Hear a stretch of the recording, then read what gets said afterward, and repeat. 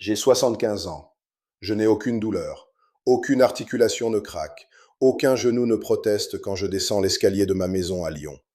Ce matin, avant que le soleil se lève sur la Saône, j'étais déjà dans l'eau, comme chaque jour.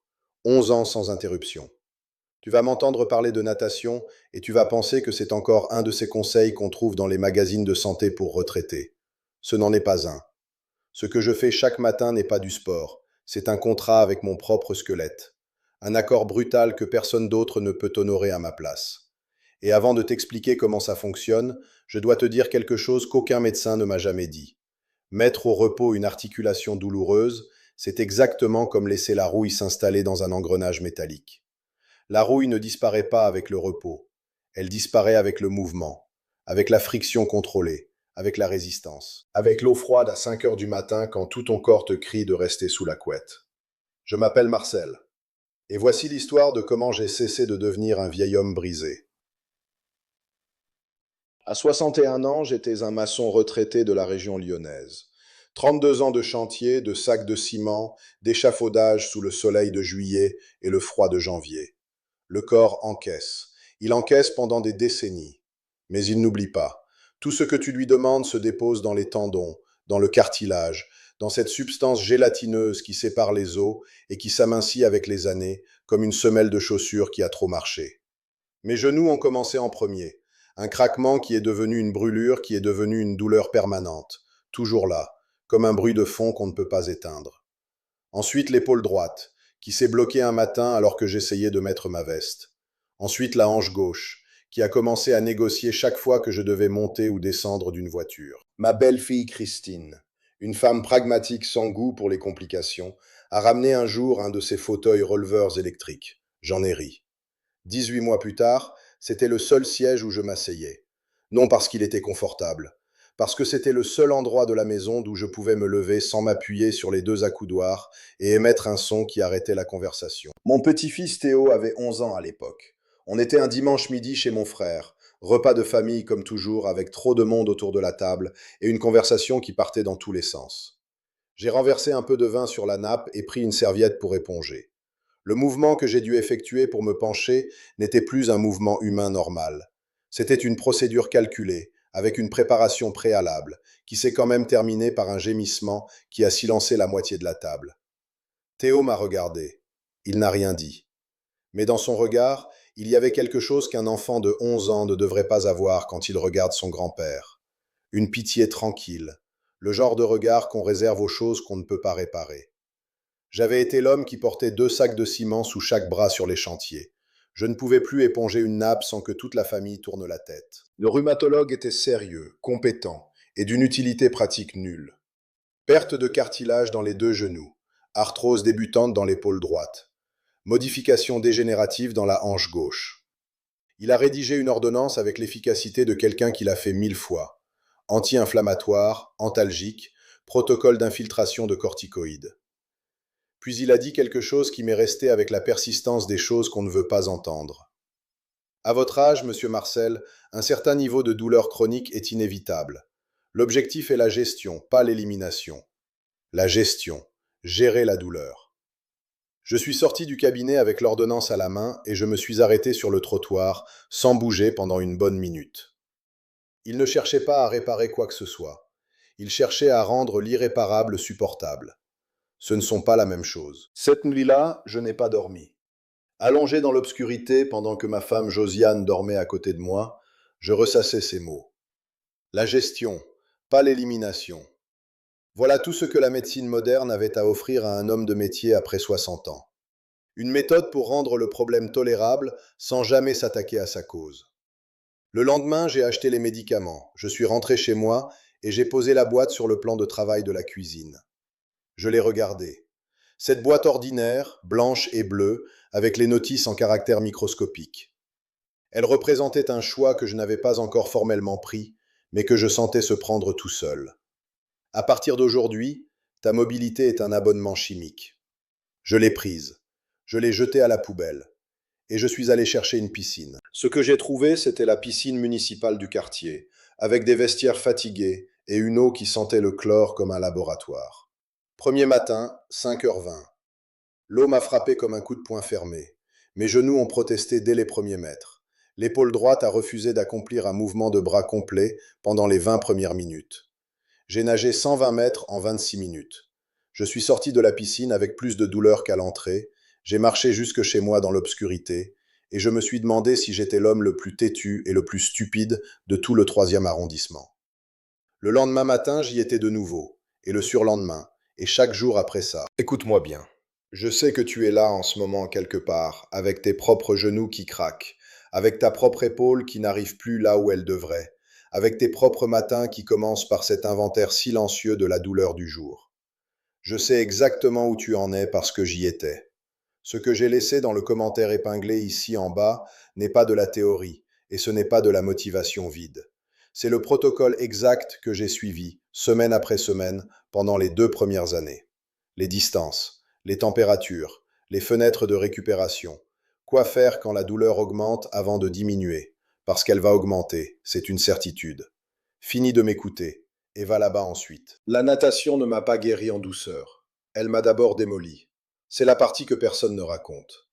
Les 6 premières semaines ont été les pires de ma vie en termes de douleur articulaire.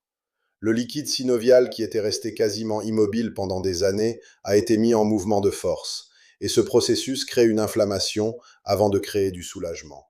Il y a des jours où on sort de la piscine en boitant plus qu'on y est entré. L'eau froide des premières heures du matin mord la peau. Il n'y avait rien de méditatif là-dedans. C'était un homme de 61 ans qui se battait contre son propre squelette dans une piscine municipale à 6 heures du matin, sans savoir s'il faisait quelque chose d'intelligent ou s'il accélérait sa propre destruction. Ce qui a tout changé, c'est une conversation avec un kinésithérapeute qui s'appelait Gilles, que j'ai rencontré à la piscine où il encadrait des nageurs en rééducation. Il m'a observé nager pendant une semaine entière avant de me dire quoi que ce soit. Quand il a parlé, il n'a pas tourné autour du pot. Vous forcez trop et vous vous y prenez mal en même temps. La résistance de l'eau travaille pour vous, mais le mouvement doit être contrôlé. L'amplitude articulaire doit augmenter progressivement, pas d'un coup. Il m'a enseigné 3 principes qui ont tout changé. Premier, la température est un outil. Eau tiède pour mobiliser, eau froide pour réduire l'inflammation après l'effort. Deuxième, la vitesse est l'ennemi. 50 mètres lents et conscients valent plus que 200 mètres forcés.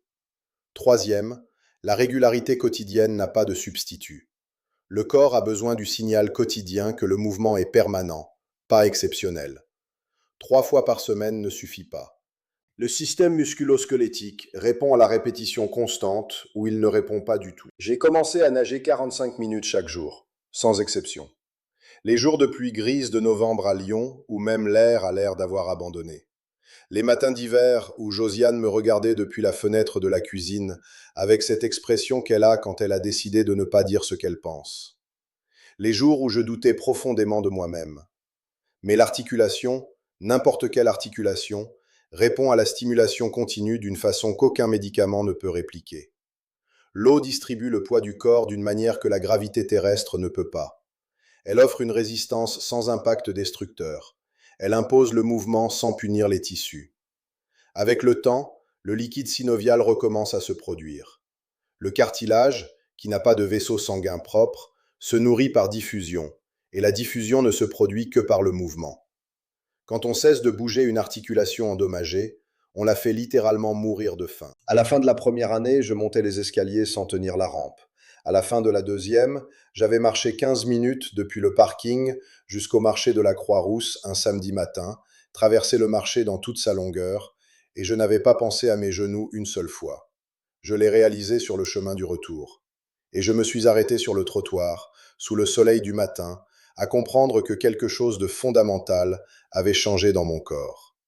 Pas grâce à des médicaments, pas par chance, grâce à l'eau et à l'obstination. Aujourd'hui, à 75 ans, je nage 800 mètres chaque matin. Pas pour prouver quoi que ce soit, parce que mon corps l'exige maintenant comme il exige le petit déjeuner. L'année dernière, Théo, qui a 22 ans maintenant, m'a demandé de l'aider à déménager ses meubles. On a porté une armoire au 4e sans ascenseur. Le même enfant qui m'avait regardé avec cette pitié tranquille un dimanche midi. Il n'y avait rien de sentimental là-dedans, c'était de la physique appliquée. Un corps qui a été forcé, jour après jour, à travailler dans l'eau, jusqu'à ce que ses articulations oublient comment c'était de ne pas fonctionner. L'eau n'a pas de compassion. Il n'y a pas de confort dans les premiers mois. Il n'y a pas de raccourci. Mais il y a un résultat. Et tu le ressens quand tu te lèves d'une chaise sans émettre le moindre bruit. Quand ton petit-fils te demande si tu veux l'aider et que tu dis oui, sans calculer ce que ton corps va te facturer ensuite. Quand tu comprends que ton corps, ce système d'os et de cartilage et de tendons qui a travaillé dur toute sa vie, possède encore la capacité de se réorganiser. Pas parce que tu as cru en quelque chose, mais parce que tu es entré dans l'eau chaque jour et que tu n'en es pas sorti avant d'avoir nagé. C'est tout. C'est suffisant. C'est la seule chose qui a fonctionné. Ce que la plupart des gens ne comprennent pas à propos des articulations, c'est qu'elles ne sont pas des pièces mécaniques qui s'usent et doivent être remplacées. Ce sont des tissus vivants qui répondent aux stimulations. Le cartilage articulaire n'a pas de circulation sanguine propre. Il survit par diffusion, comme une éponge qui absorbe les nutriments du liquide synovial qui l'entoure. Et ce liquide synovial ne circule, ne se renouvelle, que lorsque le mouvement le force à circuler. Un genou maintenu en repos permanent est un genou qui est coupé de sa nutrition. Pas de façon dramatique, pas du jour au lendemain, mais lentement, progressivement et de manière totalement réversible si on intervient avant que la structure se détériore au-delà d'un certain seuil. J'ai appris cela de la façon la plus difficile, en me trompant d'abord. Pendant les 4 premiers mois, j'ai nagé avec colère, comme si l'eau était une ennemie, comme si la vitesse était un signe de progrès. Je sortais de la piscine épuisé, les articulations enflammées, en me disant que ça allait bien parce que j'avais souffert. C'est faux, complètement faux. Ce qui construit les articulations, ce n'est pas la souffrance. C'est la répétition douce et constante dans une amplitude qui grandit graduellement. L'inflammation de mes premières séances n'était pas un signe de progrès. C'était la preuve que je provoquais des dommages en même temps que j'essayais de guérir. C'est quand Gilles m'a expliqué la différence entre la douleur productive et les dommages contre-productifs que mon vrai progrès a commencé. La douleur productive, c'est l'inconfort d'un muscle sollicité. Elle est ponctuelle, localisée, elle s'arrête quand le mouvement s'arrête. Les dommages contre-productifs, c'est l'inflammation qui reste, qui se réveille avec toi le lendemain matin, qui s'aggrave avec le mouvement au lieu de s'améliorer. Apprendre à distinguer les deux a pris des mois. Mais c'était la distinction la plus importante que j'ai faite dans tout mon processus de récupération. Quand tu connais la différence, tu cesses de craindre le mouvement et tu commences à l'utiliser avec précision. Le liquide synovial est une substance remarquable. Produit par la membrane synoviale, il nourrit le cartilage, amortit les chocs et lubrifie les surfaces articulaires. Mais il ne fait rien de tout cela correctement sans le mouvement qui le distribue. C'est mécanique, pas magique. À 75 ans, ce qui m'impressionne le plus n'est pas l'absence de douleur, c'est la reconquête de l'autonomie. La capacité de faire des choses sans calculer d'abord si le corps va coopérer, de se lever sans planifier le mouvement, de marcher sans surveiller chaque pas. La plupart des gens de moins de 40 ans ne réalisent pas qu'ils ont ça, parce qu'ils ne l'ont jamais perdu. Moi, je l'ai perdu. Et je l'ai reconstruit. Il n'y a rien de mystique dans le processus. Il n'y a rien de spécial en moi. Il y a l'eau, le mouvement quotidien, et le refus d'accepter que le corps humain, après 60, est inévitablement en dégradation irréversible. Ce n'est pas le cas. Et la piscine à 5 heures du matin est, littéralement, la chose la plus importante que je fasse pour moi-même.